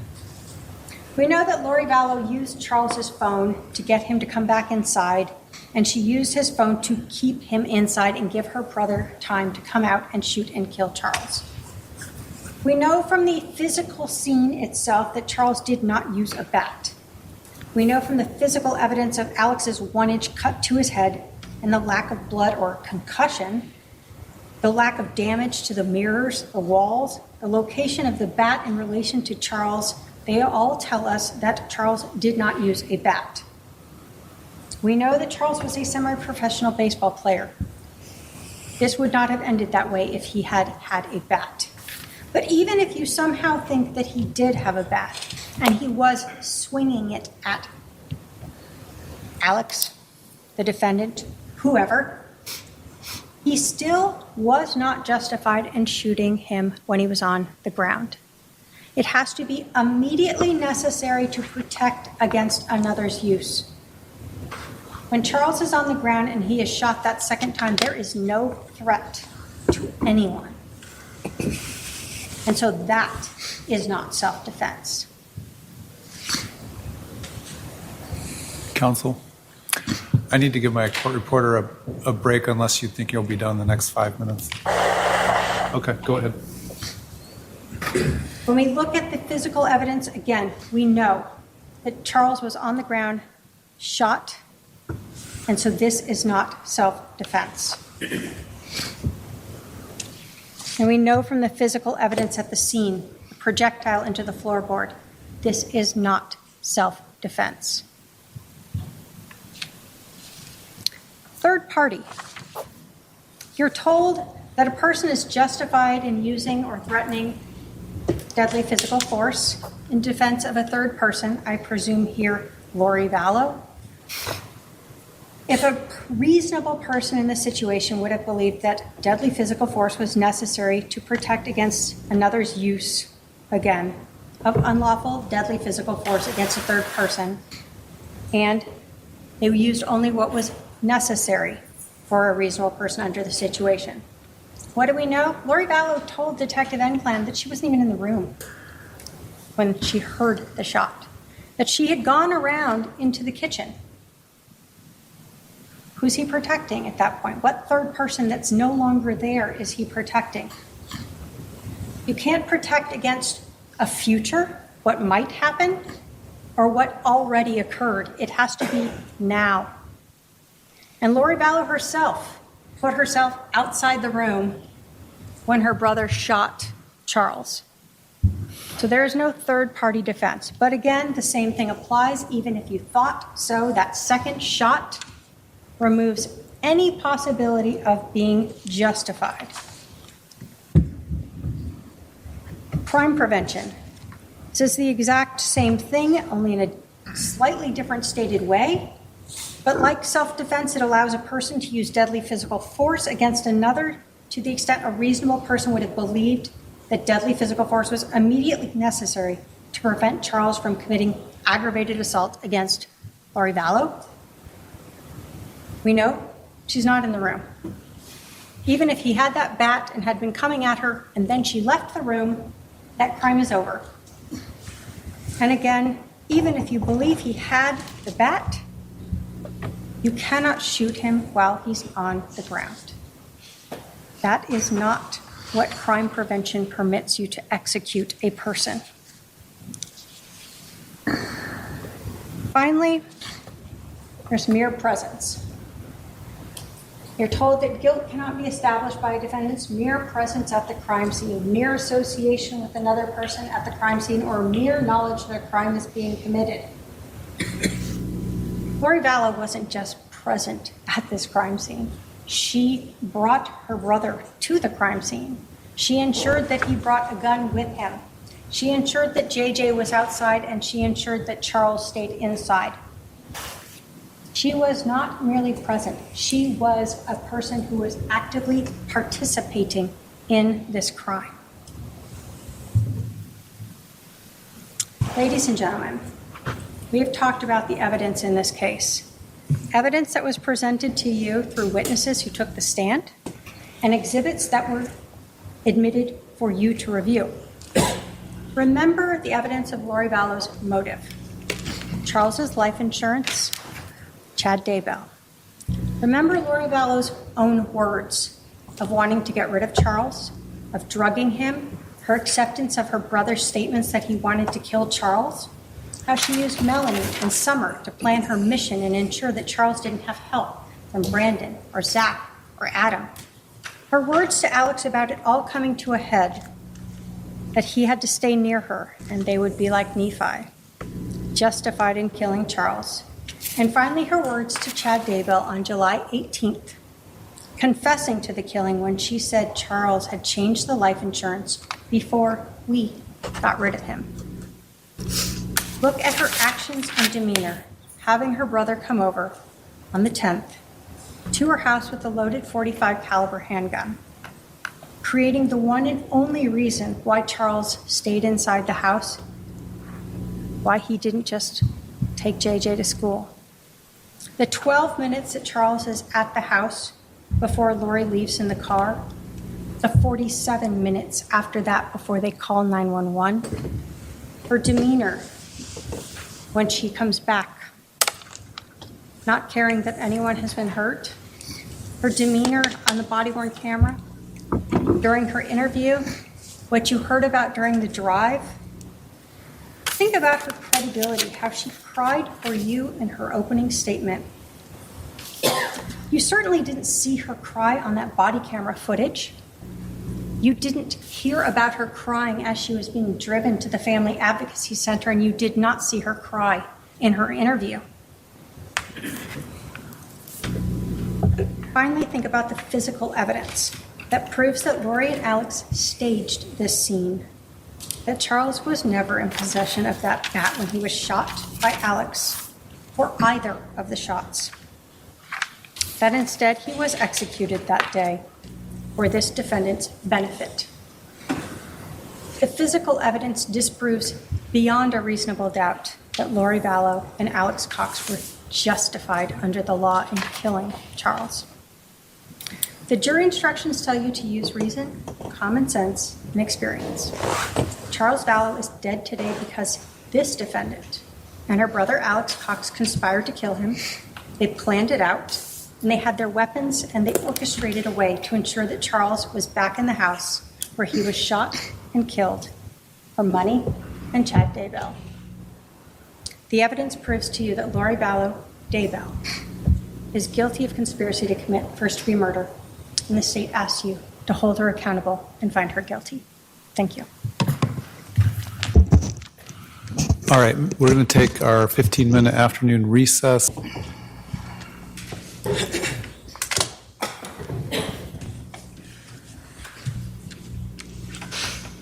Ladies and gentlemen of the jury, the state of Arizona has the 100% burden of proving that I committed a crime, a grievous crime, conspiracy to commit premeditated murder of my husband, Charles Vallow. The state has the burden of proving to you that this event was not self-defense. In your jury instruction under the instruction, use of force and crime prevention, the last line reads, if the state fails to carry this burden, then you must find the defendant not guilty. In the law, under your jury instruction titled Justification for Defense of a Third Party, the last line reads, if the state fails to carry this burden, you must find the defendant not guilty. Under your jury instruction titled Justification for Self-Defense, the last line reads, if the state fails to carry this burden, you must find the defendant not guilty. In your jury instruction, under presumption of innocence, it states, the law does not require the defendant to prove innocence. Every defendant is presumed by law to be innocent. Under the burden of proof, it explains that the state's burden is this. Proof beyond a reasonable doubt is proof that leaves you firmly convinced of the defendant's guilt.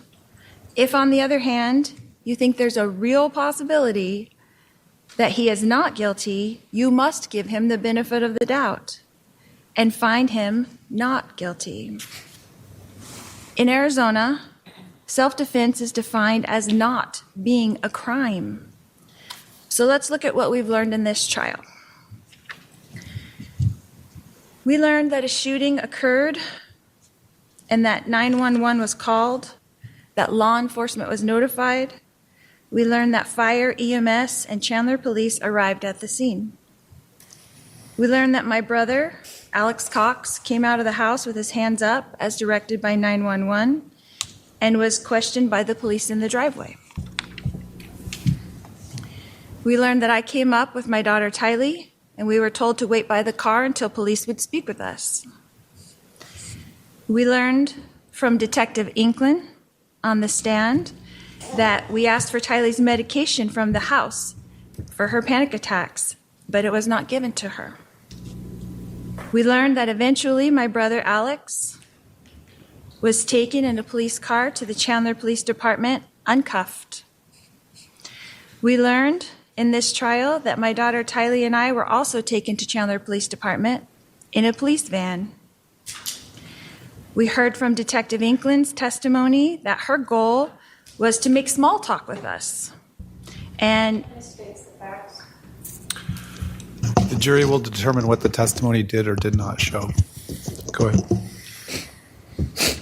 that her goal was to make the small talk with us and all the way to the station so she could speak with us separately before we would talk about what actually happened. We learned that all three of us were separated and taken to 3 interview rooms where we each told police of the events of the day, each from our own perspectives, and answered all questions asked of us. We saw snippets of that interview in the trial here. The state did not show you the entire interview. Most of my police interview is admitted, though, into evidence in this exhibit. It's number 286. And I would encourage you to watch that entire interview when you start your deliberations. It is important It is important for you to determine for yourselves my demeanor and not listen to anyone else. You can see it with your own eyes and hear it with your own ears. We heard from several witnesses that because this event was almost 6 years ago, that their memories of the events and statements were probably better back then.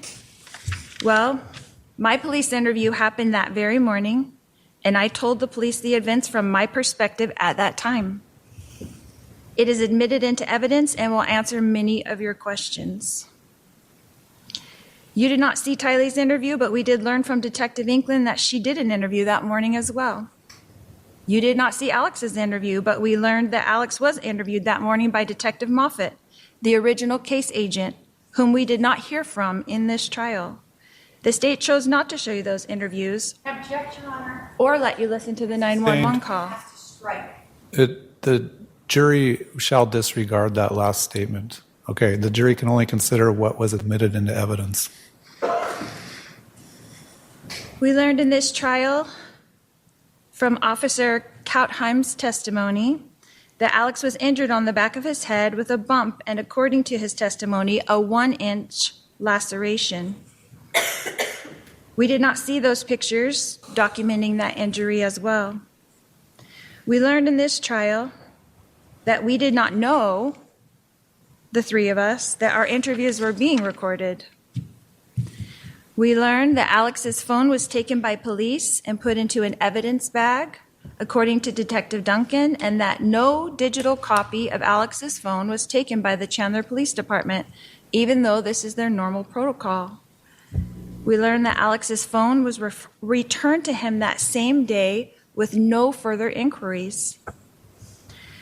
We learned that after my interview and Tylee's interview that we were introduced to a victim's advocate and that gave us further instructions in another room where Tylee and I were reunited. We learned that soon after that, all three of us, Alex, Tylee, and myself, were taken in another van and dropped off back at our house. We learned that we were instructed at that time that we could not enter the house yet, that we were directed by law enforcement to take the rental car, since all three of our cars were inside the police tape. We were directed to return later in the afternoon when the scene was cleaned up. We learned in this trial that we did as directed and left the house in the rental car close to 12 p.m. We learned that we did not return to the house until contacted by Detective Inkland to return to the house so that Alex could walk the detectives through what they call a walkthrough. We learned that many detectives were present during that walkthrough with Alex. We learned that Detective Duncan was there, Detective Coons was there, Detective Moffett was there, Detective Werther was there, and an officer with a body cam was there. And yet, we were told by Detective Duncan, the case agent on this case on the stand, that because of some problem, the walkthrough was not recorded. Detective Duncan also informed us that he does not know if any of the people present wrote a report about it.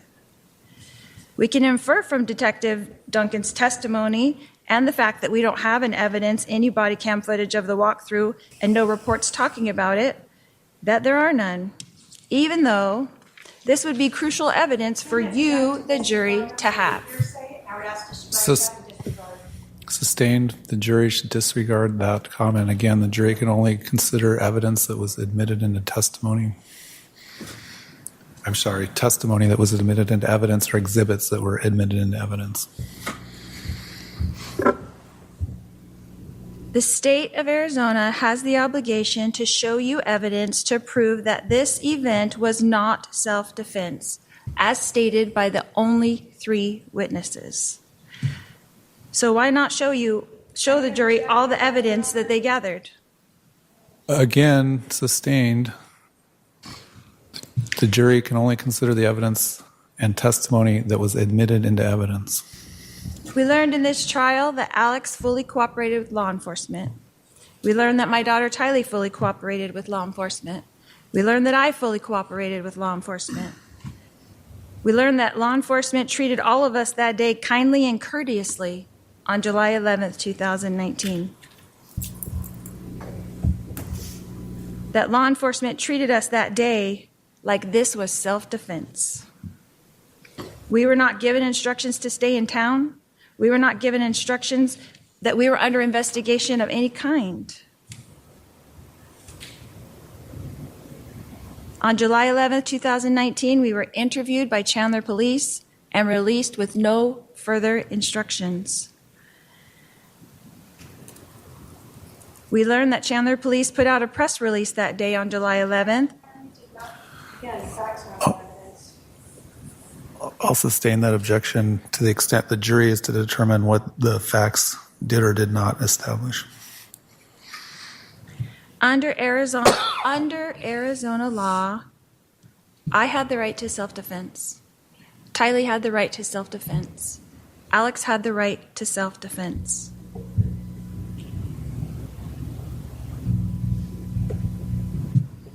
This event was not planned or expected. It was shocking. We learned in this trial that Chandler Police Department neglected to do a thorough investigation. We learned that they did not swab Alex's hands for gunpowder residue. We learned that they did not swab my hands for gunpowder residue. We learned that they did not swab Tylee's hands for gunpowder residue. We learned that they did not luminol the gun. We learned that they did not luminol the bat. They did not test the DNA on the bat that they collected. They did not test the floorboard. They did not test the projectile. They did not test my husband's shirt. They did not search the rental car. They did not search any of our 3 cars that were there at the scene. They did not test the gun until over 5 years later. The Chandler Police Department did treat this event just like it was, self-defense, and a tragic family event. We learned in this trial that Charles and I were obviously having marital problems. Regardless of what was happening in our marriage at the time, on July 11th, this was self-defense. When Tylee came out with the bat to protect me, her mother, Charles did not have to take the bat from Tylee and start swinging. At 62 years old, Charles had a choice that day and could have put the bat down. A 2-minute period changed our lives forever. How are you supposed to choose between 3 people you love? Your husband, your daughter, your brother? Testifying at this point? All right, hold on. All right, I'll caution the defendant not to testify about things that were not entered into evidence.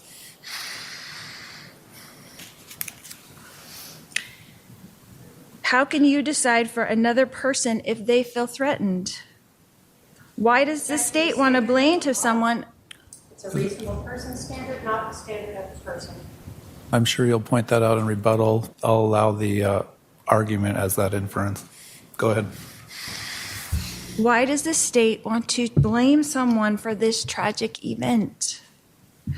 What evidence did the state show you in this trial that I wanted harm to come to my husband? We learned in this trial that I was praying for my husband. We learned in this trial that even though my husband and I were having marital issues, that we were both trying to do the best things for our son with special needs, JJ. We learned in this trial that I was shocked that Charles had changed his life insurance policy, but I was not angry as the state alleges. In the phone call we heard from the insurance company, we heard that I was disappointed for our children, our grown children, as well as our children still at home, but I was not angry. My husband Charles was providing for our children still at home. I had no motive to change that. We heard a lot in this trial about the Book of Mormon prophet named Nephi. This is the state's evidence to murder over self-defense, and it is utterly ridiculous. We heard from Detective Duncan, who admitted on the stand that he had no idea what I meant in the text message when I said, "We will be like Nephi." In Mormon culture, Nephi signifies strong faith, perseverance, and courage. Right. That's sustained. The state's attempt to misconstrue the positive text message about a wonderful religious figure, Nephi, and try to turn it into an order to kill someone is absurd. This is an attempt by the state to try to retrofit a crime that doesn't exist. This event was not a crime. It was a tragedy. Don't let them turn my family tragedy into a crime. When I'm done speaking to you, the state gets to get up and rebut all that I've told you. They've got to have the last word, so to speak, because it is 100% their burden to prove to you that I committed a crime. And you won't be allowed to hear from me again. So I want you to remember that it is the state's job to prove to you that I committed a crime. And if you have not seen the evidence that leaves you firmly convinced that I have committed this very crime, then the state failed to show you the evidence that you need. Because I did not commit this crime. The only interview the state entered into evidence is mine. So I encourage you to go watch it. I told you just what happened that day, just the way it happened. The state put forth a bunch of evidence in this trial in an effort to make you dislike me, to try to attack my character, so that you would just say guilty no matter what evidence they showed you. But only you get to decide. The state put up witnesses that had zero knowledge of a conspiracy. The state did not show you evidence of an agreement to commit murder. They showed you evidence of a family tragedy, and then they showed you the sad effects of a family torn apart because of that tragedy. That's all.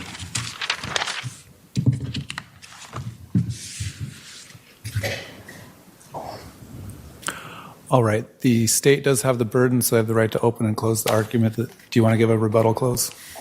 Go ahead. The execution of Charles Vallow is not a family tragedy. There is nothing that you can say about shooting a man as he lay on the ground that you can try to construe in any way to make that a family tragedy. This case is about the defendant, not Alex Cox. Alex is involved in it because that is her co-conspirator. We are not here to determine his guilt, albeit it is quite obvious.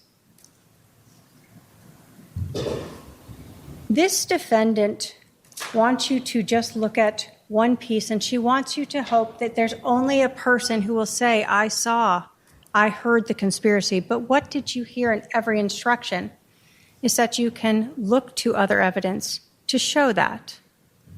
This defendant wants you to forget about her words and pretend that when she told her lover, her soon-to-be husband, we got rid of him, that he changed the life insurance before we got rid of him, that somehow means what? That they killed him. And he changed his life insurance before they killed him. What does that tell you? That tells you motive, and that tells you who did it. This defendant is one of those we because she's writing it. She wants you to pretend that when she is talking about Charles for months, acquiescing and agreeing to her brother killing him, having people tell her that it's wrong, having people know that they're planning something, that those words don't mean exactly what they are. We got rid of him. This defendant. The state, of course, has the burden, and that's how it should be. But every one of those justification defenses falls short when you look at the conspiracy itself. When they got rid of him, they did it by planning it. There is no reason that Alex Cox came over to this defendant's house with a loaded gun and waited for Charles to come inside, held there by this defendant using the cell phone. That is conspiracy. That is planning. That is premeditated. You can absolutely watch that whole video. That's why the state included that for you. What you're going to see is that Lori Vallow doesn't cry. She is not truthful, as we've gone through. Her timeline is absolutely wrong. She tells the detectives it's quick, it's 12 minutes. She wants you to believe that the police could understand all of this that day. But what did you hear? Is that all the police could tell initially was that the timeline was off.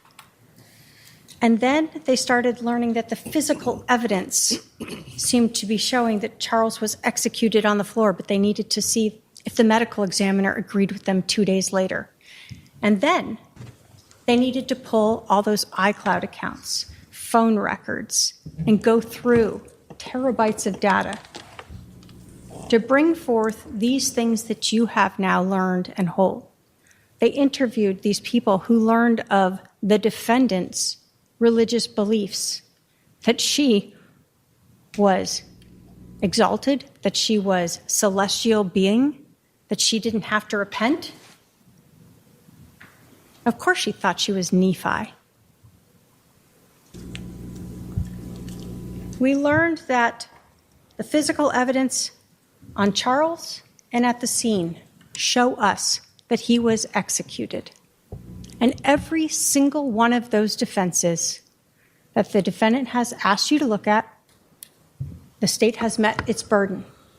Because even if you somehow believe that Charles actually had that bat and it wasn't staged like the rest of the scene with the shoes and the lack of blood there, that second shot is not justified for self-defense, crime prevention, or third-party defense. Arizona law does not allow you to execute a man on the ground.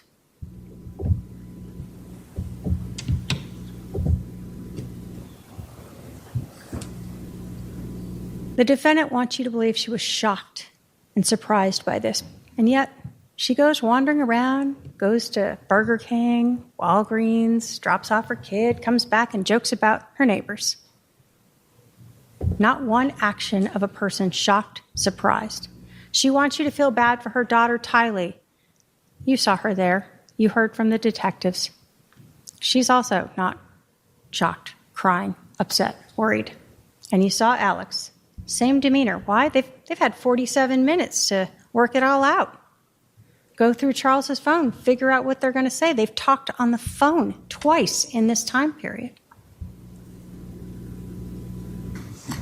This case relies upon all of the investigation that the police did. That day, when they knew that timeline was wrong, that day when they started to understand that the physical evidence at the scene was staged and wrong and didn't match what the defendant was saying, and then all of the evidence after that, culminating when this defendant told the man that she married later that she was having an affair with, as many times as she wants to say Charles was my husband. She didn't want him as her husband. She wanted Chad Daybell. She wanted that life insurance policy, and yes, she was angry about it. And she said, we got rid of him. That is her confession to you.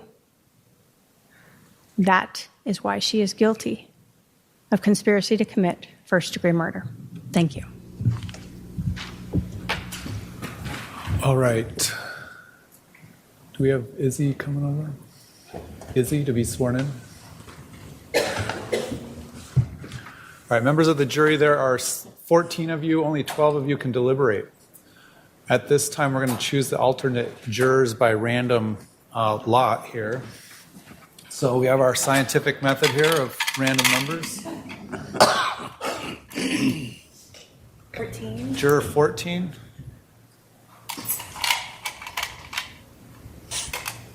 Five. Juror 5. I don't think you're 5. Well, maybe you are. Okay, so to the alternates, if I don't see you again, I want to thank you for participating in this process. The admonition still applies to you until we call you and tell you that it's been lifted. I have in the past had to have callback alternate jurors to testify or to deliberate when, for whatever reason, one of the jurors can't continue to deliberate, becomes sick, has a family emergency, etc. So you still could have to deliberate in this case. But again, if I don't see you again, I really do want to thank you for participating in this process. I know it might be somewhat of a disappointment to not deliberate right now, but we will keep you posted and we'll let you know if we need you. The remaining 12 jurors will retire to the jury room and begin your deliberations. First, we're going to swear in my staff. Do you swear that you will take charge of this jury and protect their deliberations from all outside interference and communication, and when they have reached a verdict, you will bring them back into court without revealing the verdict to anyone, so help you God? I do. Thank you. Izzy, drop those off. One, drop those off.